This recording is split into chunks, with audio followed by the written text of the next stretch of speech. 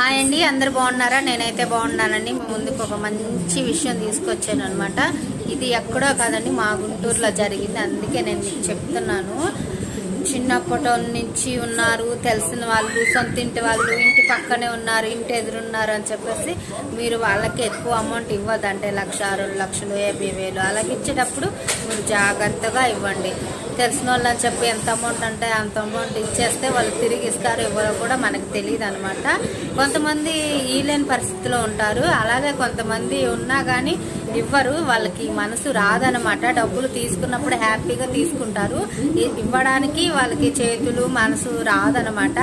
అలాంటప్పుడు మీరు ఎక్కువ అమౌంట్ ఇచ్చేటప్పుడు వాళ్ళ దగ్గర ఐడి ప్రూఫ్ తీసుకోండి, ఖచ్చితంగా వాళ్ళ ఫోటో తీసుకోండి, వాళ్ళ ఆధార్ కార్డు తీసుకోండి, అలాగే వాళ్ళ పాన్ కార్డు తీసుకోండి, వాళ్ళ ఫోన్ నెంబర్ కూడా మీ దగ్గర పెట్టుకోండి.